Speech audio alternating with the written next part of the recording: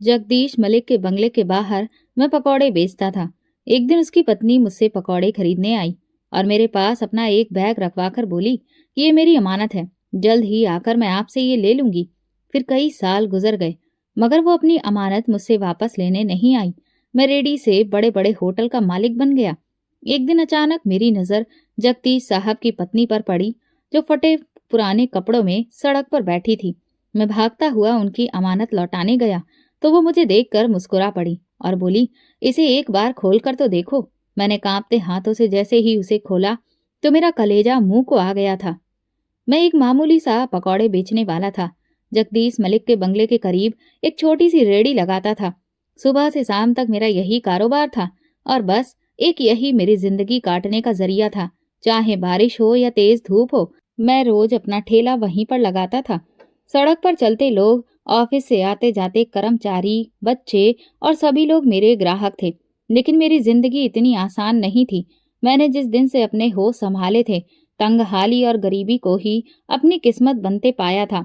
मेरी माँ बीमार रहती थी। उनकी दवा के लिए अक्सर ही मेरे पास पैसे नहीं होते थे। मैं हर दिन यही कोशिश करता रहता था कि मैं ज्यादा से ज्यादा पकौड़े बेचूं, ताकि घर के खर्चों को उठाने के साथ साथ माँ के इलाज के लिए भी दवा खरीद सकूं। मेरी माँ एक बहुत ही नरम दिल और हर वक्त मेरे लिए ऊपर वाले से प्रार्थना करने वाली औरत थी। वह हमेशा कहती कि बेटा, देखना एक न एक दिन भगवान तुम्हारी मेहनत का फल तुम्हें जरूर देगा।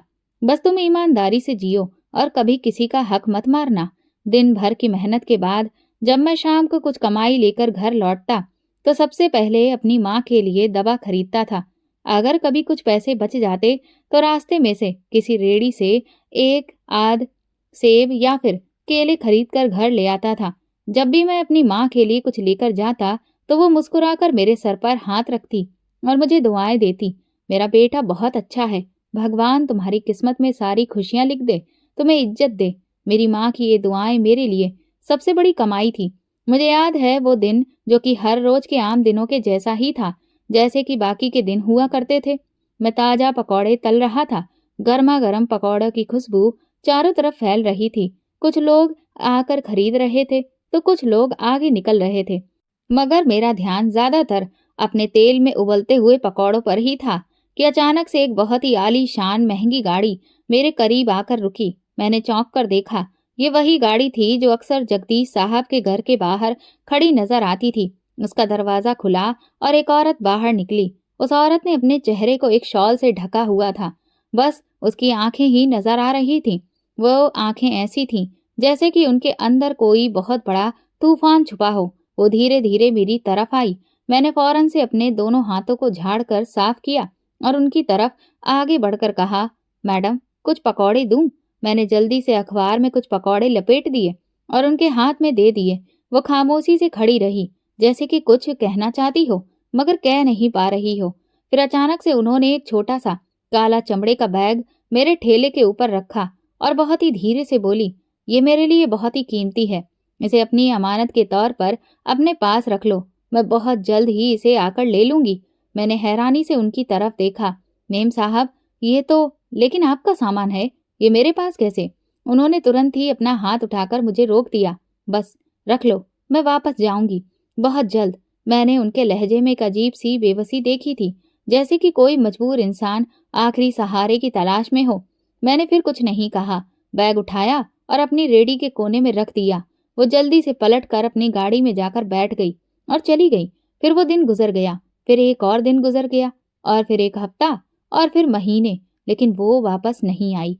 शुरुआत में तो हर रोज उस बैग को मैं देखता रहता था और सोचता था कि शायद वो इसे भूल गई हैं या फिर बहुत ज्यादा बिजी हो गई हैं।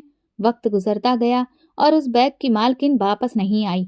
फिर मेरी माँ ने एक दिन मुझसे उस बैग के बारे में पूछा, बेटा, ये बैग कैसा है? मैंने माँ को सारी बात बताई तो वो सुनकर खामोश हो गई। फिर बोली, बेटा, ये तो किसी की धरोहर है और किसी की धरोहर को कभी भी गलत नजर से नहीं देखना। जो भी हो, पर तुम इसे मत खोलना। मैंने माँ की इस बात पर सर हिलाया। जी माँ, मैं इसे कभी नहीं खोलूंगा। लेकिन मेरे दिल में कई तरह के सवाल उठते रहते थे। अगर ये बैग इतना कीमती था तो वो इसे वापस लेने क्यों नहीं आई? कहीं ऐसा तो नहीं कि इसमें ढेर सारी दौलत भरी हो या फिर इसमें कोई राज छुपा हो। लेकिन मैंने अपनी माँ की नसीहत पर अमल किया था और कभी भी बैग को खोलने की हिम्मत नहीं की थी। जिंदगी अपनी रफ्तार से चलती जा रही थी। मैं रोजाना पकौड़े बेचता, जो भी कमाई होती उसमें से अपनी माँ की दवा खरीदता और उनके लिए कुछ फल लाता, और जो बचता वो घर गृहस्थी को चलाने में लगा देता। कई बार ऐसा होता था कि माँ की दवा के पैसे भी मेरे पास नहीं होते थे, तो मैं खुद भूखा रहकर उनके लिए दवा ले आता था। माँ मेरे सर पर हाथ रखती और कहती, बेटा देखना, तुम्हारी किस्मत में खुशियां जरूर आएंगी, बस धैर्य रखो। और मैं धैर्य रखता चला गया, नहीं जानता था कि ये बैग एक दिन मेरी तकदीर बदल देगा। वक्त गुजरता गया और मेरी मेहनत रंग ले आई और मेरे पकौड़े हर तरफ मशहूर होने लगे। लोग मेरी ईमानदारी की कस्में खाने लगे और मैं रेडी से एक छोटे से होटल का मालिक बन गया। मैंने एक छोटा सा होटल खोल लिया। मैं दिन रात मेहनत करता और मेरी माँ की दुआएं मेरी कामयाबी की सीढ़ियां बनती गईं। लेकिन वो बैग अभी भी मेरे पास था। हर रात जब मैं अपने होटल के कोने में उस बैग को देखता तो दिल में एक अजीब सी बेचैनी होती। ये बैग अब मेरी जिंदगी का हिस्सा बन चुका था, मगर मैं ये नहीं जानता था कि ये बैग तो मेरा नसीब लिखने वाला है। वो दिन गुजर गया, फिर एक और दिन, और फिर एक हफ्ता, और फिर महीने, लेकिन अभी भी वापस नहीं आई वो औरत। शुरुआत में तो रोज उस बैग को मैं देखता था और सोचता था कि कहीं ये कोई पैसों से भरा हुआ बैग तो नहीं है, मगर मेरे दिल में एक डर सा बैठ जाता था।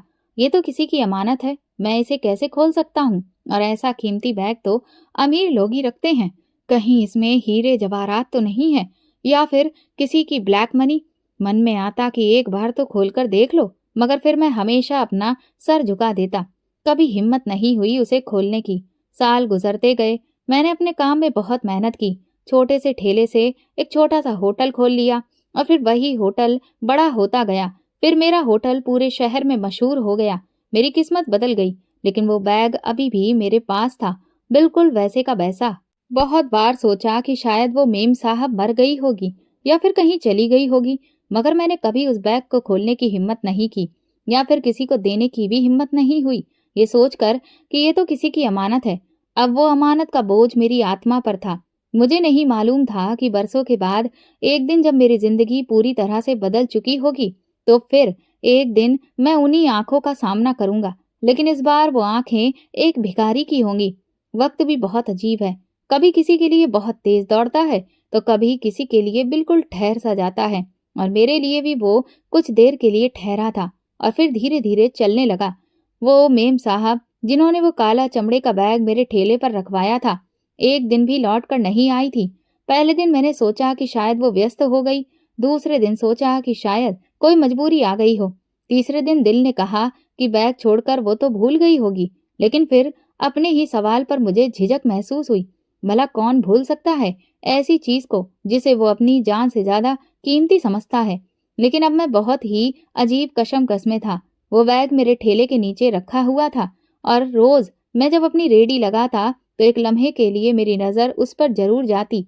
मन में बहुत ख्याल भी आते और कुछ डर भी। कई लोगों ने मुझे राय दी, हर कोई अपने तजुर्बे और अपनी नीयत के हिसाब से राय देता था। भाई, ये तो तुम्हारी किस्मत है कि किसी अमीर औरत का ये खजाना है, खोलो और देखो, शायद जिंदगी बदल जाए तुम्हारी। कुछ लोगों ने तो हंसी में कहा, यार तुम तो बस पकौड़े ही बेचने वाले हो, किस्मत ने तुम्हें एक मौका दिया है, इसे बेकार मत करो। मगर मैं हर बार सर झुका देता। मैं इस अमानत को हाथ नहीं लगा सकता। मगर क्या मेरा दिल वाकई में सुकून में था? दिन तो व्यस्तता में गुजर जाता था, मगर जब रात आई सब लोग थक कर सो जाते, होटल की रोशनी जब चारों तरफ जगमगा रही होती, तो कभी दिल में मेरे एक ख्वाब उठने लगता कि कहीं ऐसा ना हो कि अगर मैंने इसे खोला तो कोई मुसीबत मेरे गले आ पड़े। मेरे जहन में बहुत सारे सवाल घूमते, मगर एक आवाज हर बार मुझे रोक देती कि ये किसी की अमानत है, अगर तुमने इसे खोला तो बहुत गलत होगा। ये मेरे जमीर की आवाज थी, जो सबसे बड़ी आवाज होती है, और मैं हमेशा अपने जमीर की मानता था। वक्त आगे बढ़ता रहा, मेरी जिंदगी में बहुत सारे बदलाव आते गए। रेडी से होटल, फिर एक होटल से दूसरा, और ये मैंने अपनी मेहनत से अपना मकाम बना लिया था। लेकिन वो बैग अभी भी मेरी अलमारी के अंदर किसी खजाने की तरह पड़ा था। लेकिन वो एक ऐसा खजाना था जिसे मैं खोल नहीं सकता था। फिर एक रात कुछ ऐसा हुआ जिसने मेरे ईमान को झकझोर कर रख दिया था। हुआ यूं कि एक दिन मैं होटल के हिसाब किताब को निपटाकर घर लौट रहा था। मेरी जेब में उस वक्त कुछ रकम थी जो दिन भर की कमाई थी। दिल में सुकून था कि अब माँ के लिए दवा और कुछ फल खरीद लूंगा। उस वक्त गलियां बहुत सुनसान थीं। एक स्ट्रीट लाइट टिमटिमा रही थी। मैं धीरे धीरे अपने मोहल्ले की तरफ जा रहा था कि तभी अचानक 3 आदमी मेरी तरफ बढ़े और उन्होंने कहा, ए, जरा रुको। मैं ठिठक गया। तीनों के हाथों में चमकते हुए चाकू थे। उनके चेहरे आधे ढके हुए थे। वो बोले, जो कुछ भी जेब में है निकाल दो। एक ने बहुत ही गुस्से भरे लहजे में कहा तो मैं घबरा गया, मगर मैंने खुद को संभालने की बहुत कोशिश की। भाई साहब, मेरे पास बस थोड़े से ही पैसे हैं और ज्यादा कुछ नहीं है, मैंने दबी हुई आवाज में कहा। मगर उन्होंने मुझे दबोच लिया। एक ने मेरी जेब में हाथ डाला और सारी रकम निकाल ली। ये क्या है, सिर्फ बस इतना सा? वो गुस्से में चिल्लाया। मुझे तो लगता था कि तू अच्छा खासा कमाता होगा, हमें बेवकूफ मत बना। मैंने कहा कि मेरे पास कुछ नहीं है। मेरा लहजा उस वक्त सख्त था तो उस चोर ने मुझे धक्का दिया और मैं जमीन पर गिर पड़ा। मेरे हाथ छिल गए थे, कपड़ों पर मिट्टी लग गई थी। तभी अचानक से मुझे वो बैग याद आया। अगर आज मैं वो बैग अपने साथ ला रहा होता तो आज ये लोग न जाने क्या कर डालते, शायद मुझे जान से भी मार देते। ये सोचकर मेरे अंदर खौफ की एक लहर दौड़ गई, मगर साथ में ये यकीन भी पक्का हो गया कि मैंने बिल्कुल सही फैसला किया था। अब उस बैग को खोलने या किसी और को देना मेरे लिए किसी भी खतरे से खाली नहीं था। इस दौरान एक तरफ से पुलिस की गाड़ी का सायरन बजा। वो चोर घबरा गए और जल्दी से अंधेरी गली में भाग गए। मैं जमीन पर पड़ा हाँफ रहा था। मेरी सांसें बहुत तेज थीं और दिल धड़क रहा था। मैंने खुद को संभाला और धीरे धीरे उठा। पुलिस की गाड़ी आगे बढ़कर रुक गई। उसमें से एक कांस्टेबल उतरा और मेरी तरफ आया। क्या हुआ भाई साहब, ठीक तो हैं? मैंने हाँ में सिर हिलाया और कहा, ठीक तो हूँ, मगर चोर पैसे ले गए। वो बोला, ये इलाका रात में बहुत खतरनाक हो जाता है, सतर्क रहा करिए। मैंने हाँ में सर हिलाया और फिर जैसे तैसे घर पहुंचा। जब मैं घर पहुंचा तो माँ मेरा इंतजार कर रही थी। दरवाजा खुला तो वो तेजी से मेरे पास आई। बेटा, सब ठीक तो है ना? मैंने मुस्कुराकर उन्हें तसल्ली दी। हाँ माँ, सब ठीक है, बस कुछ लोग रास्ते में मिल गए थे, मगर कोई बड़ी बात नहीं हुई। माँ ने मेरे चेहरे को ध्यान से देखा, फिर मेरे जख्मी हाथों को देखा। उनकी आंखों में आंसू आ गए। बेटा, भगवान तुम्हें सलामत रखे। तुम हमेशा सही रास्ते पर चलो और कभी भी किसी का लेकर बुरा न सोचो। ये सुनकर मेरा दिल कांप गया। माँ को तो मालूम भी नहीं था कि इस वक्त मैं किस कश्मकश से गुजर रहा हूँ, मगर वो हमेशा मेरे लिए यही दुआ करती थी। मैं खुद से फिर एक वादा किया कि ये बैग ना कभी खोलूंगा, ना फिर मैं कभी और किसी को दूंगा, जब तक इसका असली मालिक वापस ना आए। वो रात मेरी जिंदगी का एक सबक बन गई थी। मैंने समझ लिया था कि अगर अचानक से कोई औकात से बाहर चीज हमारे पास आ जाती है तो असल में वो हमारी नीयत का इम्तिहान भी हो सकती है। ये बैग शायद मेरी तकदीर को बदल सकता था, लेकिन अगर मैं इसे गलत तरीके से खोलता तो शायद मेरी बर्बादी का कारण भी बन सकता था। मैं फिर उस बैग को अपनी अलमारी में काफी अंदर गहराई में रख दिया, जहाँ किसी की भी नजर ना पड़े। वक्त गुजरता गया, मैं दिन रात मेहनत करता रहा, होटल तरक्की करता गया, जिंदगी में खुशहाली आई, मगर वो बैग अभी भी मेरे पास था, जिसमें वक्त की धूल चढ़ती जा रही थी, लेकिन वो बिल्कुल सुरक्षित था। मेरे कर्मचारी, मेरे करीबी दोस्त सब हैरान होते, यार, इतने साल हो गए, अब तो वो मेम साहब कभी नहीं आएंगी, छोड़ दो इस बात का ख्याल। लेकिन मैं नहीं मानता था। मैंने उस बैग को अपने कमरे में एक छोटी सी अलमारी में सुरक्षा से रख दिया था। वो एक खामोश राज बन चुका था, जिसे सिर्फ मैं जानता था। कई बार दिल में सवाल उठता कि क्या वो औरत जिंदा भी है? कहीं ऐसा तो नहीं कि वो किसी हादसे का शिकार हो गई हो? कहीं उन पर कोई मुसीबत तो नहीं आ गई? मैं कई बार जगदीश मलिक के घर के सामने से भी गुजरा, लेकिन वो जगह भी अब बदल चुकी थी। मुझे वहां पर नए लोग नजर आते थे। कभी सोचता था कि जाकर पूछूं, लेकिन फिर रुका रहा। ये मेरा हक नहीं था। एक दिन जब मैं अपने दफ्तर में बैठा था तो दिल में अजीब सी बेचैनी पैदा हुई। मैं अपनी अलमारी से वो बैग निकाला और उसे गौर से देखा। उसका चमड़ा अब कुछ फट चुका था। वक्त की मार ने उसे बहुत पुराना सा कर दिया था, लेकिन मैंने कभी हिम्मत नहीं की उसे खोलने की। ये राज मेरा नहीं था, मैं इस पर कोई अधिकार नहीं रखता था। मैंने खुद से कहा, मैं अपनी आखिरी सांस तक इस बैग को नहीं खोलूंगा, जब तक इसकी असली मालकिन खुद वापस नहीं आएगी।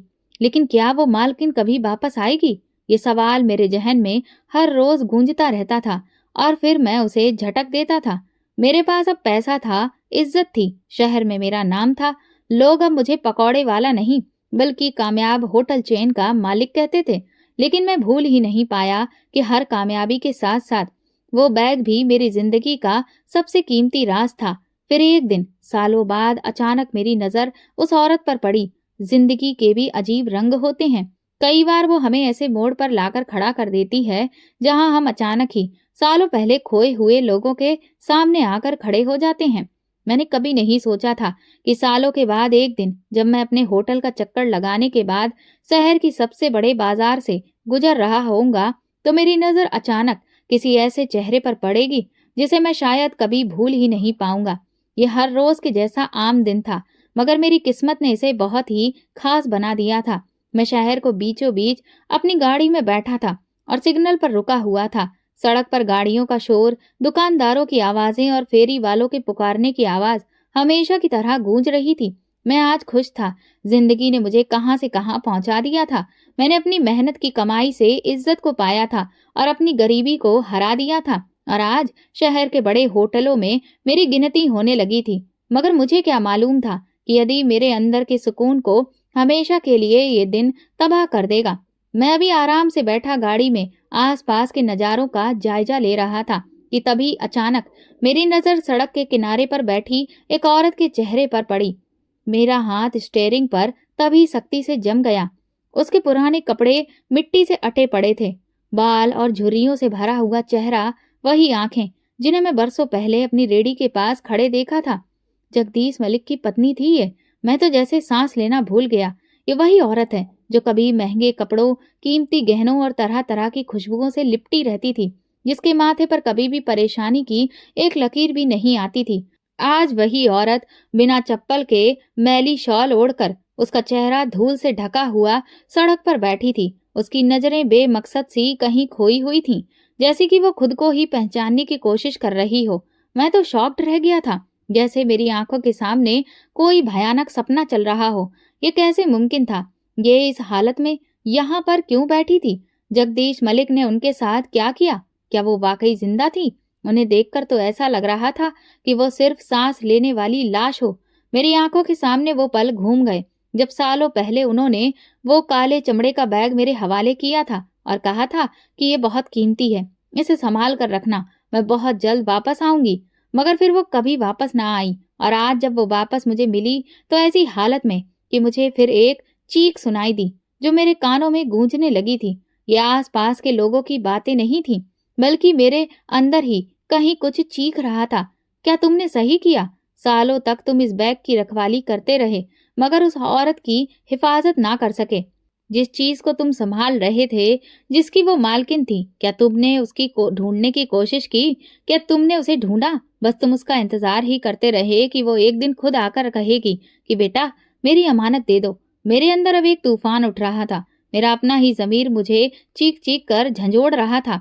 और इस वक्त मुझे अपनी माँ की वो आखिरी रात याद आई। वो रात जब वो बहुत कमजोर हो गई थी, जब मैं उनका हाथ थाम कर बैठा था। उन्होंने बड़ी मुश्किल से मेरी तरफ देखा और कहा, बेटा याद रखना, सब कुछ बदल सकता है मगर सच कभी नहीं बदलता। अगर किसी की मदद कर सकते हो तो जरूर करना, चाहे वक्त कितना ही बदल जाए। वो रात मैं कभी नहीं भूल सकता, क्योंकि उस रात के बाद से मैं अपनी माँ की दुआओं से अलग हो गया था। और आज मैं जगदीश साहब की पत्नी को इस हाल में देखकर खुद को बहुत ही कमजोर महसूस कर रहा था। मैंने तुरंत ही दरवाजा खोला। गाड़ियों के हॉर्न बजने लगे। सिग्नल मिल चुका था, मगर मैं जैसे इस पल में कैद हो गया था। मेरे जमीर ने मुझे मजबूर कर दिया था। मैंने एक पल भी नहीं गवाया और तुरंत ही गाड़ी का दरवाजा खोला, तेजी से उनकी तरफ बढ़ा। मेरा दिल जोर जोर से धड़क रहा था। ये वही औरत थी, मगर वक्त ने उनके चेहरे पर जो कहानी लिखी थी वो बहुत दर्दनाक थी। मेरा दिल धक्क से रह गया था। ये जगदीश की पत्नी थी। वो कैसे यहाँ पर आ गई? मुझे अपनी आंखों पर यकीन नहीं आया। जो कभी कीमती गाड़ियों में घूमती थी, जो किसी जमाने में बहुत ही नरम और महंगे कपड़ों से सजी धजी रहती थी, आज वही औरत भिखारिनों की तरह जमीन पर बैठी थी और वो लोगों की तरफ दयनीय नजरों से देख रही थी। लेकिन कोई भी उन्हें पहचानने को तैयार नहीं था। मेरे हाथ कांपने लगे, दिल में हजारों सवाल उठने लगे। ये क्या हो गया? वो कहाँ गायब हो गई थी? क्या जगदीश साहब ने उन्हें छोड़ दिया था या कोई और मुसीबत उन पर टूट पड़ी थी? मेरे दिमाग में सालों पुरानी बातें ताजा हो गईं। वो पल जब उन्होंने वो बैग मेरे पास रखवाया था, उनकी वो घबराई हुई आवाज, उनकी आंखों में छुपी हुई बेचारगी। मैं भागकर उनके पास गया। सिग्नल खुल चुका था, गाड़ियां हरकत में आ चुकी थीं, लेकिन मैंने एक पल भी नहीं गवाया और मैं सब उनके सामने घुटने टेक कर बैठ गया। मुझे ऐसा लगा जैसे मैं किसी गुमशुदा चीज को पा लिया हो। उन्होंने धीरे से मेरी तरफ देखा और जैसे पहचानने की कोशिश कर रही हो। फिर उनकी आंखों में चमक उभर आई, जैसे कि वक्त के पर्दे अब अलग हो गए। तुम? ये कहकर उनके होंठ कपकपाए। मैंने बेताबी से कहा, मेम साहब, मैं वही हूँ, वही जो आपसे सालों पहले मिला था, जो रेडी पर पकौड़े बेचता था। क्या आपको याद है? आपने एक दिन मेरे पास एक बैग रखवाया था। ये सुनते ही उनके चेहरे पर एक अजीब सा सुकून छा गया। वो मुस्कुराई। एक उदास मुस्कुराहट उनके चेहरे पर आई। तुमने वो बैग अभी तक संभाल कर रखा है? मैंने उनकी इस बात पर सर हिलाया और उनकी आंखों में आंसू आ गए। हाँ मेम साहब, वो आज भी मेरे पास है। मैंने उसे कभी नहीं खोला। मैंने इंतजार किया कि एक दिन आप आएंगी और उस बैग को वापस लेंगी। वो धीरे से बोली, जैसे कि उनके हर एक शब्द के साथ कोई पुरानी याद या कोई जख्म छलक रहा हो। मेरी दुनिया बदल गई। बेटा, जगदीश ने मुझे छोड़ दिया। मेरे पास सब कुछ था, मगर वो सब कुछ लुट गया और अब मेरे पास कुछ भी नहीं बचा। मैं यहाँ हूँ, लेकिन मैं कहीं की नहीं रही। उनके शब्द मेरे दिल को चुभ रहे थे। क्यों? ऐसा क्यों हुआ? उन्होंने अपना सर झुका लिया। वो बैग जो मैंने तुम्हारे पास रखवाया था, वो ही मेरी आखिरी उम्मीद थी, मगर मैं उसे लेने वापस नहीं आ सकी। जगदीश को पता चल गया था कि वो बैग मेरे पास था और उसने मुझे सब कुछ छीन लिया। अब मैं दूसरों के ऊपर निर्भर हो गई और सड़कों पर आ गई। कोई मुझे पहचानता भी नहीं। मैं तो दंग रह गया। ये भाग्य का कैसा खेल था। अब मेरे लिए एक पल भी गंवाना मुमकिन नहीं था। मेम साहब, मेरे साथ चलिए, मैं आपको आपकी अमानत लौटा दूंगा। उन्होंने थके हुए लहजे में कहा। अब कैसी अमानत बेटा, सब कुछ तो खत्म हो चुका है। मगर मैंने उनसे बहुत जिद की। नहीं, जो चीज आपकी थी वो आपको वापस मिलेगी, चाहे जो भी हो। मैं उन्हें अपनी गाड़ी में बिठाकर अपने ऑफिस ले आया। वो खामोश बैठी रही, जैसे सालों की तकलीफ उनकी रूह में गहराई तक जम चुकी हो। मैंने जल्दी से अलमारी खोली और बैग निकाला, जो सालों से मेरी जिंदगी का हिस्सा बना हुआ था। मेरे हाथ कांप रहे थे। मैंने मिट्टी से सने हुए उस काले चमड़े के बैग को उनके सामने रख दिया। ये लीजिए मेम साहब, आपकी अमानत। उन्होंने बैग को देखा, जैसे किसी खोई हुई चीज को दोबारा पा लिया हो। फिर उन्होंने मेरी तरफ देखा। उनकी आंखों में अजीब सी रोशनी थी। इसे एक बार खोल कर तो देखो बेटा। फिर मेरे हाथ पसीने से भीग चुके थे। मैंने कांपते हाथों से बैग की जिप खोली और जैसे ही मैंने बैग का मुंह खोला, एक अजीब सी ठंडी लहर मेरे पूरे शरीर में दौड़ गई थी। ये वो पल था जिससे मैं सालों से बचता आया था। वो राज जो मैंने कभी भी जानने की कोशिश नहीं की थी, आज वो खुद ब खुद मेरे सामने खुलने वाला था। और जैसे ही मैंने उस बैग के अंदर झांका, मेरे दिल की धड़कनें थम गई थीं। बैग के अंदर कुछ पुराने कागजात थे जिनकी हालत खराब थी, कुछ खस्ता हाल दस्तावेज थे और एक छोटा सा लोहे का बॉक्स पड़ा था। लेकिन जो चीज सबसे ज्यादा दर्दनाक थी, वो थी एक पुराना खून से सना हुआ कपड़ा, जिस पर वक्त की धूल जम चुकी थी। मेरी तो सांसें ही रुक गईं। ये क्या है? मैंने डरती आवाज में पूछा। जगदीश की पत्नी खामोश बैठी रही, जैसे कि उनकी आत्मा कहीं दूर जा चुकी हो। फिर उन्होंने धीरे से अपना सर उठाया। उनकी आंखों में एक ऐसा दर्द था जो मैंने पहले कभी नहीं देखा था। ये मेरे बेटे का खून है बेटा। ये सुनकर मेरा दिल दहल गया। आपका बेटा? मैंने हैरानी से फिर दोहराया। मगर जगदीश साहब का तो कोई बेटा नहीं था। वो एक गहरी सांस लेकर बोली, नहीं, ये वो हकीकत है जो दुनिया से छुपाई गई। जगदीश ने मेरी कोख से जन्म लेने वाले मेरे दिल के टुकड़े को मार दिया। ये सुनकर मेरे पूरे शरीर में सनसनी सी दौड़ गई। क्या? मैं बहुत ही मुश्किल से बोल पाया था। उन्होंने कांपते हाथों से बैग से पुराना कागज निकाला और मेरे हाथ में थमा दिया। मैंने जल्दी से उसे पढ़ना शुरू किया। ये एक पुराना मेडिकल रिपोर्ट था, जिसमें एक बच्चे की पैदाइश के बारे में बताया गया था, मगर उसमें से बच्चे का नाम गायब था। फिर उन्होंने दूसरा कागज निकाला, जिसे देखकर पता चल रहा था कि वो एक पुलिस की रिपोर्ट थी, जो कभी भी दर्ज नहीं की जा सकी। ये मेरे बेटे की मौत की रिपोर्ट थी, मगर जगदीश ने अपने ताकत के बलबूते पर इस रिपोर्ट को दबा दिया। ये सब कैसे हुआ? मैंने खुद को संभाला और धीरे से पूछा, मेम साहब, मुझे सब कुछ बताइए। मैं सब जानना चाहता हूँ कि ये सब कैसे हुआ। ये सुनकर वो जैसे कई सालों पीछे चली गईं। मैं एक अमीर परिवार से ताल्लुक रखती थी। मेरे पिता के देहांत के बाद मैं अपने पति के साथ एक बहुत ही खुशहाल जिंदगी गुजार रही थी। मेरा पति एक ईमानदार और शरीफ इंसान था जो मुझसे सच्चा प्यार करता था, मगर शायद मेरी किस्मत को कुछ और ही मंजूर था। मेरे पति का एक सड़क हादसे में देहांत हो गया और फिर मैं इस दुनिया में अकेली रह गई, अपने छोटे से बेटे के साथ, जिसे मैं अपनी जान से भी ज्यादा चाहती थी। मेरे पति अपनी सारी दौलत और जायदाद अपने बेटे के नाम पर करके गए थे और अब मैं उनके इतने बड़े कारोबार और दौलत की रखवाली बन गई थी जब तक मेरा बेटा बड़ा ना हो जाता। और फिर यही वो पल था जब जगदीश मेरी जिंदगी में आया। जगदीश ने मेरे दुख के समय में मुझे सहारा दिया, मेरी तन्हाई का फायदा उठाया, मेरी इज्जत, मेरी दौलत और मेरे विश्वास को जीतने की पूरी कोशिश की। मगर असल में तो उसका मकसद मेरी मोहब्बत नहीं था, बल्कि उसका मकसद मेरी दौलत था। जगदीश ने मुझसे शादी कर ली, मगर सच्चाई में तो वो मेरे दिल का नहीं, मेरे बैंक अकाउंट का मालिक बनना चाहता था। पहले तो सब कुछ ठीक लगा। वो मेरा बहुत ख्याल रखता था, मेरा दुख बांटता था और मेरा हमसफर बनने का ड्रामा करता रहा। लेकिन जगदीश के सब्र का पैमाना उस दिन भर गया जब उसे ये पता चला कि मेरी सारी दौलत मेरे बेटे के नाम पर है। वो एक पल में ही बिल्कुल बदल गया। उसकी आंखों में जो नमी थी वो पूरी तरह से खत्म हो गई। अब उसकी आंखों में प्यार नहीं था, लालच था, गुस्सा था और एक साजिश थी। पहले दिन से ही जगदीश मेरे बेटे को पसंद नहीं करता था, मगर मैंने उसे नजरअंदाज किया। सोचा कि शायद वो वक्त के साथ बदल जाएगा। जब उसने मेरे वकील से मेरी दौलत के बारे में सब कुछ जान लिया तो उसका रवैया पूरी तरह से बदल गया। ये क्या, तुम्हारी सारी दौलत तुम्हारे बेटे के नाम पर है? उसने सख्त लहजे में पूछा। मैंने धीरे से कहा, हाँ, ये मेरे पहले पति की आखिरी निशानी है और मैं उसका हक उसे देने से कभी भी पीछे नहीं हटूंगी। उस वक्त जगदीश के चेहरे पर जो गुस्सा आ रहा था वो मैं कभी नहीं भूल सकती। उस दिन मैं समझ गई थी कि अब मेरा बेटा खतरे में है और फिर मेरा बच्चा मुझसे छीन लिया गया।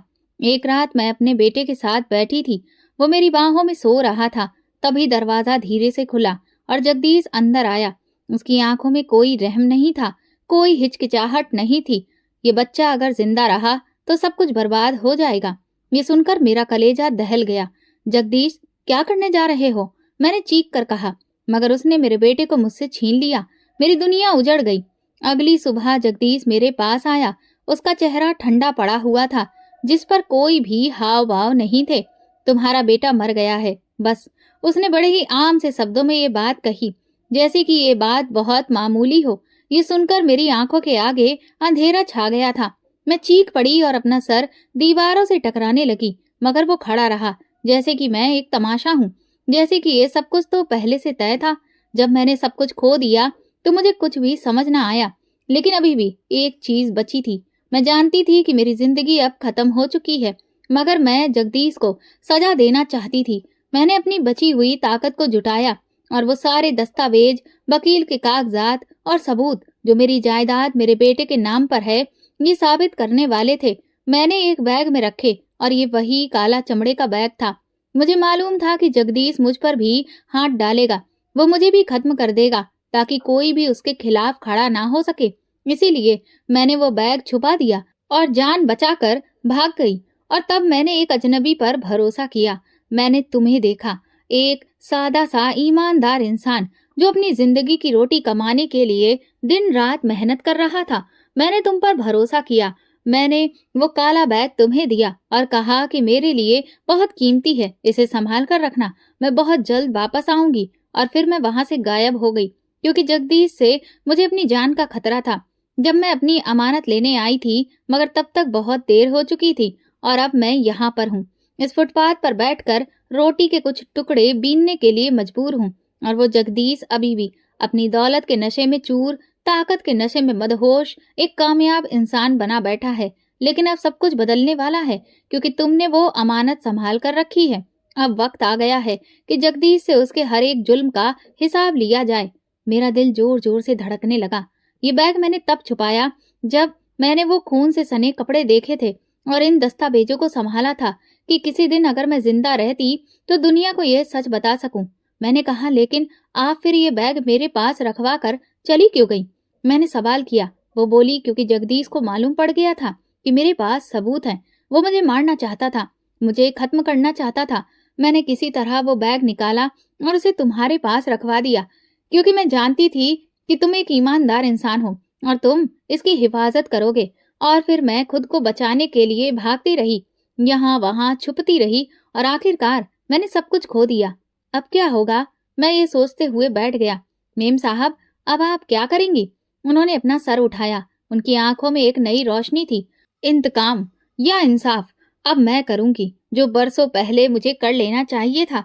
मैं ये सबूत लेकर जगदीश को बेनकाब करूंगी। मैं जानता था कि यह काम इतना आसान नहीं होगा। जगदीश मलिक एक बहुत बड़ी शख्सियत था। वो ताकतवर था, वो रसूख रखने वाला आदमी था। अगर उसका ये राज खुला तो सब कुछ बर्बाद हो सकता था। अब मेरे सामने बस एक फैसला था कि क्या मैं इस लड़ाई में मेम साहब का साथ दूं? क्या मैं जगदीश जैसे आदमी के खिलाफ खड़ा हो जाऊं, या मैं खामोश रहकर अपनी कामयाब जिंदगी का लुत्फ उठाऊं? मेरे अंदर जंग छिड़ चुकी थी। बैग का राज खुल चुका था और मेरे सामने एक खौफनाक हकीकत पड़ी थी। जगदीश साहब ने अपने ही बेटे को कत्ल कर दिया था और इस जुर्म के तमाम सबूत बरसों से मेरे पास सुरक्षित थे। मैंने कभी नहीं सोचा था कि वो बैग जो मैंने अमानत समझकर संभाला था, वो एक ऐसी कयामत का गवाह होगा जो इंसानियत को झंझोड़ कर रख देगी। मेरे दिल में एक कसमकस चल रही थी। क्या मैं जगदीश जैसे आदमी के खिलाफ खड़ा हो सकता हूँ? क्या मैं अपनी जिंदगी को खतरे में डालकर सच्चाई का साथ दूं, या मैं खामोश रहूं और ये मामला यहीं पर छोड़ दूं? मेम साहब ने मेरी तरफ देखा। उनकी आंखों में दर्द था, मगर साथ ही एक प्रार्थना भी थी, जैसे वो उम्मीद कर रही हो कि मैं उन्हें अकेला ना छोड़ूं। वो बोली, बेटा, अब ये फैसला तुम्हें करना है। मैं जानती हूँ कि जगदीश ताकतवर इंसान है तो तुम्हें नुकसान पहुंचा सकता है, मगर मैं ये भी जानती हूँ कि तुम वही ईमानदार इंसान हो जिसने सालों तक मेरी अमानत की हिफाजत की। ये सुनकर मेरे पूरे शरीर में एक बहुत झुरझुरी सी दौड़ गई। ये फैसला आसान नहीं था, मगर मेरे नसीब में शायद यही लिखा था। जगदीश एक बहुत बड़ा कारोबारी था। वो एक ऐसा आदमी था जिसके पीछे बड़े बड़े राजनेता, पुलिस और कई ताकतवर लोग खड़े थे। उसके खिलाफ कोई कदम उठाना मतलब खुद को खतरे में डालने के बराबर था। मेम साहब, अगर हमने ये राज सबको बता दिया तो जगदीश हमें खत्म करने में एक पल भी नहीं लगाएगा। उन्होंने सांस ली। मैं जानती हूँ, मगर क्या ये खौफनाक सच्चाई सबके लाने से हमें रोक सकता है? अगर मैं ये सब बर्दाश्त कर सकती हूँ तो तुम क्यों नहीं? मेरे पास अब कोई जवाब नहीं था। मुझे अब अपनी जिंदगी बहुत मुश्किल में डूबी लग रही थी। लोगों को मैंने कई तरह की धोखाधड़ी करते देखा था, मगर आज जो कसमकस मेरे दिल में थी वो सबसे बड़ी थी। क्या मैं अपनी कामयाबी, अपनी इज्जत और अपनी जिंदगी दांव पर लगा सकता था? मैं खामोश था और वो मुझे देख रही थी, जैसे कि मेरे अंदर उठ रहे तूफान को पढ़ रही हूँ। बेटा, तुम जो भी फैसला करो, मैं तुम्हारा साथ दूंगी, मगर याद रखो, कई बार जुल्म को देखकर खामोश रहना सबसे बड़ा गुनाह होता है। उनकी ये बात मेरे दिल में तीर की तरह लगी। उस रात मैं सो ना सका। मेरे जहन में बार बार वो पल आ रहा था जब जगदीश की पत्नी ने मेरे हाथ में वो खून से सना हुआ कपड़ा दिया था, जब मैंने वो दस्तावेज देखे थे जो जगदीश के गुनाहों की गवाही दे रहे थे। मैं अपने उन दिनों को याद करने लगा जब मैं एक पकौड़ा बेचने वाला था, और आज जब मैं कामयाब होटल चेन का मालिक था, तो ये कामयाबी अब मुझे जुल्म के खिलाफ आवाज उठाने से रोक रही थी। तो फिर क्या फायदा ऐसी कामयाबी का? मैं मेम साहब को बुलाया और उनके सामने बैठकर कहा, मेम साहब, मैंने फैसला कर लिया है। हम जगदीश के खिलाफ खड़े होंगे। ये सुनकर उनकी आंखों में खुशी थी और खौफ भी था जो एक साथ झलक रहा था। मगर ये आसान नहीं होगा बेटा, मुझे परवाह नहीं है, मैंने मजबूत लहजे में कहा। अगर मैं सच का साथ ना दे सका तो सारी जिंदगी में अपने जमीर का बोझ उठाता रहूंगा। मैंने ये अमानत बरसों संभाली है और अब वक्त आ गया है कि इसे मैं वहां पहुंचाऊं जहां इसका हक बनता है। हमें अब ऐसे किसी शख्स की जरूरत है जो जगदीश के खिलाफ केस लड़ सके, मगर ऐसा वकील मिलना आसान नहीं था। मैंने अपने कुछ काबिल और भरोसेमंद दोस्तों से बात की और फिर एक ऐसे वकील का पता लगाया जो जुल्म के खिलाफ केसेस लड़ने में पूरे शहर में मशहूर था। मैंने बैग के तमाम सबूत वकील को दिए और जब उन्होंने वो दस्तावेज देखे तो उनके चेहरे पर भी हैरत नाचने लगी थी। ये केस जीतना आसान नहीं होगा, वकील ने कहा। जगदीश के पास ताकत है, पैसा है और सबसे बढ़कर वो जानता है कि अपनी सच्चाई को कैसे छुपाना है। हमें इस बात की परवाह नहीं है, मैंने मजबूत लहजे में कहा। ये केस जीतना नहीं है बल्कि इंसाफ दिलवाना है। हमने जैसे ही केस दर्ज करवाया उसी रात मेरे घर के बाहर कई गाड़ियां आकर रुक गईं। मेरे गार्ड ने आकर बताया कि कुछ लोग मेरे बारे में पूछ रहे थे। जगदीश को खबर हो चुकी थी। अगली सुबह मुझे एक अनजान नंबर से फोन आया। तुम्हारी हिम्मत कैसे हुई? फोन के दूसरी तरफ एक कड़क आवाज थी। मैं खामोश रहा। ये जो खेल तुम खेल रहे हो, इसका अंजाम तुम्हें अच्छे से मालूम होना चाहिए। अगर पैसा चाहिए तो बताओ, कितनी रकम चाहिए, और ये केस वापस ले लो। ये सुनकर मेरा खून खौल उठा। मैंने कहा, मेरी कोई कीमत नहीं लगती जगदीश साहब। जो सच है वो सबके सामने आएगा। दूसरी तरफ कुछ लम्हे के लिए खामोशी छाई रही। फिर एक और धमकी दी गई। अगर तुम पीछे नहीं हटे तो फिर अंजाम भुगतने के लिए तैयार रहो। फोन कट चुका था, मगर मैं पीछे हटने वाला नहीं था। ये जगदीश की पहली चाल थी। वो जानता था कि मैं उसके खिलाफ खड़े होने का फैसला कर चुका हूँ, और अब वो मुझे रोकने के लिए किसी भी हद तक जा सकता था। लेकिन मैंने भी फैसला कर लिया था कि अब मैं किसी की भी धमकी से डरने वाला नहीं हूँ। जगदीश की धमकी मेरे कानों में गूंज रही थी। अगर तुम नहीं माने तो अंजाम भुगतने के लिए तैयार रहो। मेरे हाथ में मोबाइल था, मगर मेरा दिमाग किसी और ही दुनिया में चला गया था। क्या मैंने सही फैसला किया था? क्या मैं एक ऐसी जंग में कूद चुका था जिसका अंजाम बर्बादी के सिवा कुछ भी नहीं था? लेकिन अगले ही पल मेरे अंदर एक गुस्से की लहर दौड़ गई। यही तो खौफ है जिसकी वजह से कई बार ऐसे जुल्म करने वाले लोग और ताकतवर बन जाते हैं, और बेचारे कमजोर लोग सारी जिंदगी खामोशी से गुजार देते हैं। मगर मैं खामोश नहीं रह सकता। अगली सुबह मैं वकील के ऑफिस पहुंचा। मेम साहब पहले से वहां मौजूद थीं। उनके चेहरे पर थकन थी, मगर एक उम्मीद की किरण भी झलक रही थी। क्या हुआ? जगदीश का फोन आया था? उन्होंने पूछा। मैंने इस बात पर हाँ में सिर हिला दिया। उसने धमकी दी है कि केस वापस लो, वरना अंजाम बुरा होगा। वकील ने गहरी सांस ली। ये तो होना ही था। वो खतरनाक आदमी है और वो किसी भी हद तक जा सकता है। तो फिर क्या करें? मैंने बेचैनी से पूछा। वकील ने एक मुस्कुराती हुई नजर से मुझे देखा, जैसे कि वो मेरे दिल की बेकरारी को समझ रहा हो। हम ये केस आगे बढ़ाएंगे, लेकिन होशियारी से। जगदीश को अंदाजा नहीं होने देना है कि हम कौन कौन से पत्ते खेलने वाले हैं। हमारा पहला कदम होगा कि अपने साथ मीडिया को मिलाना है और सच को दुनिया तक पहुंचाना है। जगदीश के खिलाफ केस अदालत में दायर हो चुका था, लेकिन हम जानते थे कि कानूनी जंग में वो अपने सारे बड़े बड़े संबंधों और पैसों का इस्तेमाल करने वाला है, और इसीलिए हमें जनता की ताकत की जरूरत थी। हमने एक बहुत बड़े रिपोर्टर से मुलाकात की, जो कि करप्शन और जुल्म के खिलाफ अपनी बेबाक रिपोर्टिंग के लिए मशहूर था। जब मैंने उसे जगदीश की कहानी सुनाई तो वो मुझे गौर से देखने लगा। क्या आपके पास सबूत है? उसने संजीदा लहजे में पूछा। मैंने उसे बैग से वो खून से सना कपड़ा, मेडिकल रिपोर्ट और पुलिस रिपोर्ट निकालकर उसके सामने रख दी। ये सब कुछ है मेरे पास, और ये जगदीश की हकीकत है जो सालों तक छुपी रही। उस रिपोर्टर ने वो सारे कागजात देखे और एक पल के लिए खामोश हो गया। फिर उसने मुस्कुराते हुए कहा, ये कहानी मैं छापूंगा, लेकिन सोच लो, इसके बाद तुम पर खतरा बहुत ज्यादा बढ़ जाएगा। जगदीश सिर्फ धमकियां नहीं देता है, वो उन धमकियों पर अमल भी करता है, और तुम्हें तैयार रहना होगा। इस खबर के अखबार में छपने के सिर्फ एक दिन के बाद ही मेरे सबसे बड़े होटल के ब्रांच में अचानक से जबरदस्ती छापा मारा गया। पुलिस ने मुझ पर टैक्स चोरी करने और गैर कानूनी कारोबार करने का इल्जाम लगाकर मेरे होटल को सील कर दिया। ये जगदीश की पहली चाल थी। मेम साहब मेरे पास आईं। उनके चेहरे पर परेशानी थी। बेटा, मैंने कहा था ना कि वो तुम्हें नुकसान पहुंचाएगा। मैंने गहरी सांस ली। मेम साहब, मैं जानता था कि ऐसा होगा, लेकिन अब हम पीछे नहीं हट सकते। वकील ने हमें फौरन ही अदालत में अपनी बात रखने की राय दी, और हमने जगदीश के खिलाफ मजबूत सबूत अदालत में जमा करवा दिए। हमने सिर्फ अदालत में ही नहीं, बल्कि सोशल मीडिया पर भी सच को फैलाना शुरू कर दिया। Justice for the lost child, expose Jagdish hashtag viral होने लगा। लोग जगदीश के खिलाफ सवाल उठाने लगे।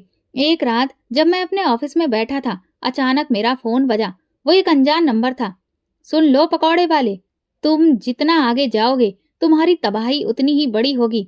तुम्हें जो करना है तुमने कर लिया। अब ये मेरी आखिरी वार्निंग है। अभी भी वक्त है, केस वापस ले लो, वरना ना तुम रहोगे और ना तुम्हारा ये सच। मैंने फोन बंद कर दिया, लेकिन मेरा दिल तेजी से धड़क रहा था। ये सिर्फ एक धमकी नहीं थी, ये एक जंग का ऐलान था। अगली सुबह जब मैं अपने होटल के बाहर खड़ा था, तभी एक काले रंग की कार मेरे करीब से गुजरी और अचानक लड़ाई शुरू हो गई। गोलियां चलने लगीं और फिर मेरे सर के पास से गोली गुजरी।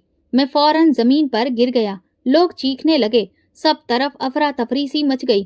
तो बहुत ही बुरा माहौल एक भयानक मंजर में बदल गया। ये जगदीश का वो संदेश था जिसे मैं समझ जाऊं कि अब वो मुझे मारने में भी देर नहीं करेगा। मेरे गार्डों ने मुझे फौरन से गाड़ी में डाला और एक सुरक्षित जगह ले गए। मेम साहब ये सुनकर बहुत घबरा गई। बस अब बहुत हो गया, मैं अदालत में जाकर खुद गवाही दूंगी। मैंने उन्हें रोका, मेम साहब ये बहुत खतरनाक हो सकता है, लेकिन अब मैं और ज्यादा खामोश नहीं रह सकती बेटा। ये केस तुमने नहीं मैंने दर्ज करवाया था। मेरे जिस बेटे को जगदीश ने मुझसे छीन लिया, अब मैं उसकी माँ होने का हक अदा करूंगी। उनकी आंखों में एक ऐसा जुनून था जो मैंने पहले कभी नहीं देखा था। हमने फैसला कर लिया था कि अब हम पीछे नहीं हटेंगे। जगदीश जो खेल खेल रहा था वो खेल अब हम उसके खिलाफ खेलने वाले थे। इस मुकदमे का फैसला या तो अदालत करेगी या फिर किस्मत इसका फैसला करेगी, लेकिन अब हम हार नहीं मानेंगे। ये मुकदमा अब अपने आखिरी मोड़ पर दाखिल हो चुका था। जगदीश ने मुझे मनाने की पूरी कोशिश कर ली थी।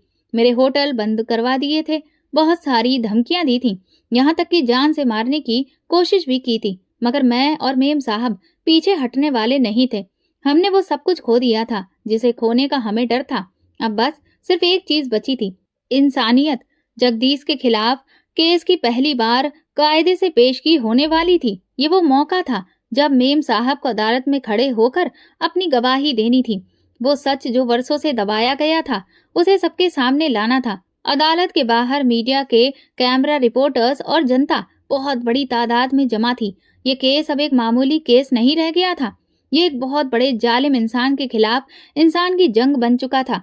जब मेम साहब को गवाही के लिए बुलाया गया तो मैंने देखा कि उनके कदम थोड़े लड़खड़ा रहे थे, मगर आंखों में जो गुस्सा था, जो जुनून था, वो किसी पहाड़ से कम नहीं था। वकील साहब ने कहा, मेम साहब अब आप अदालत को बता सकती हैं क्या आपके बेटे के साथ क्या हुआ? मेम साहब ने एक पल के लिए खामोशी ओढ़ी। उनके हाथ कांप रहे थे मगर आंखों में जुनून था। उन्होंने जगदीश की तरफ देखा, वही जगदीश जो हमेशा एक ताकतवर और बेखौफ नजर आता था, आज पहली बार बेचैन लग रहा था। फिर मेम साहब ने बहुत सच बोल दिया जो बरसों से दबाया जा रहा था। मेरा बेटा 5 साल का था जब जगदीश से मैंने दूसरी शादी की थी। एक दिन मेरा बच्चा मेरी गोद में सो रहा था जब ये जालिम इंसान उसे मुझसे छीन कर ले गया और उसे मार दिया, क्योंकि वो नहीं चाहता था कि मेरी दौलत उसके हाथों से निकलकर किसी और के पास चली जाए। अदालत में एक लम्हे के लिए सन्नाटा सा छा गया। क्या आपके पास इसका कोई सबूत है? जज ने संजीदगी से पूछा। मेम साहब ने एक लम्हे के लिए मेरी तरफ देखा।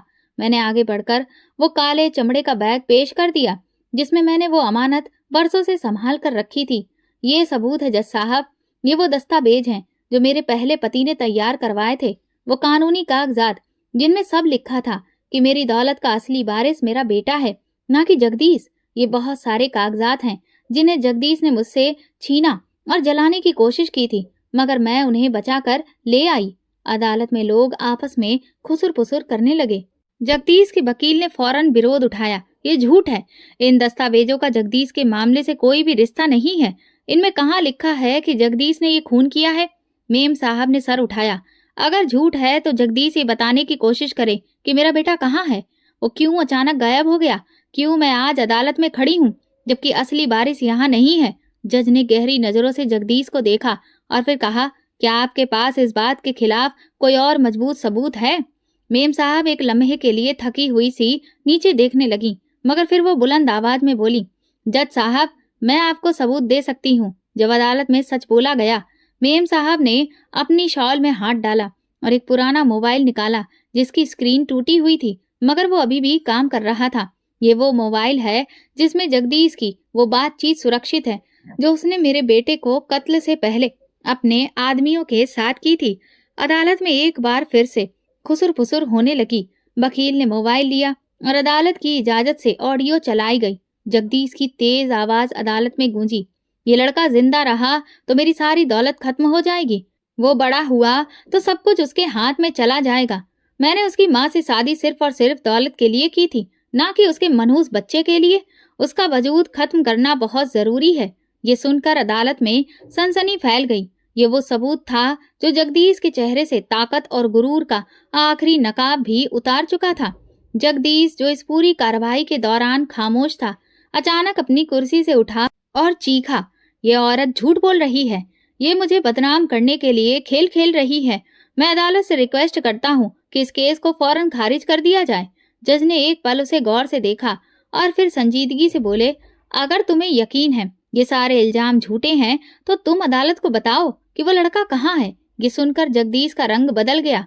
वो एक पल खामोश हो गया, फिर झूठ बोलने की कोशिश की। वो लड़का कहीं चला गया था, वो घर से भाग गया था। मेम साहब ने सख्त लहजे में कहा, तो फिर बताओ, उस रात मेरे कमरे में आकर तुमने क्या किया था? वो खून के धब्बे मेरे बेटे के कपड़ों पर क्यों थे? अगर वो भागा था तो फिर उसे दोबारा कभी क्यों नहीं देखा गया? जज ने एक लम्हे के लिए सर झुकाया, फिर गहरी सांस लेकर फैसला सुनाया। जगदीश को तुरंत हिरासत में लिया जाए और इस केस की अच्छे से तहकीकात की जाए। ये अदालत जगदीश पर कत्ल के सबूत मिटाने और धमकियां देने के सारे इल्जामों को लगाती है। पुलिस फौरन आगे बढ़ी और तब जगदीश की आंखों में पहली बार खौफ नजर आया। ये सब झूठ है, वो चिल्लाया, मगर अब उसकी कोई नहीं सुन रहा था। आखिरकार इंसाफ मिल गया था। जब अदालत बर्खास्त हुई तो मैंने मेम साहब की तरफ देखा। उनकी आंखों में आंसू थे, मगर ये खुशी और सुकून के आंसू थे। उन्होंने मेरी तरफ देखा और कहा, बेटा, अगर तुम न होते तो मैं ये कभी भी नहीं कर पाती। तुमने मेरी अमानत संभाली और उसे सही जगह पहुंचाया। मैंने मुस्कुरा कर जवाब दिया, मेम साहब, ये सिर्फ आपकी जंग नहीं थी, ये हर उस इंसान की जंग थी जो सच के लिए लड़ना चाहता है। सब कुछ खत्म हो चुका था, मगर मैं जानता था कि ये कहानी सिर्फ जगदीश के जेल जाने पर खत्म नहीं होती। ये कहानी एक ईमानदार इंसान की कहानी थी जो एक अमानत को बरसों से संभाले रहा, सिर्फ इसलिए कि सच एक दिन दुनिया के सामने आ सके। ये कहानी एक माँ की थी जिसने अपने बेटे के लिए इंसाफ हासिल करने के लिए सब कुछ कुर्बान कर दिया। और सबसे बढ़कर ये कहानी उस सबक की थी कि सच को दबाया जा सकता है, मगर हमेशा के लिए नहीं। दोस्तों, अगर आपको हमारी ये कहानी पसंद आई है तो प्लीज कमेंट करके जरूर बताएं और वीडियो को लाइक करके ज्यादा से ज्यादा शेयर करिए। चैनल पर नए हैं तो सब्सक्राइब करें और हाँ, नोटिफिकेशन बेल को जरूर दबाएं ताकि अगली अपडेट सबसे पहले आपको मिले। धन्यवाद।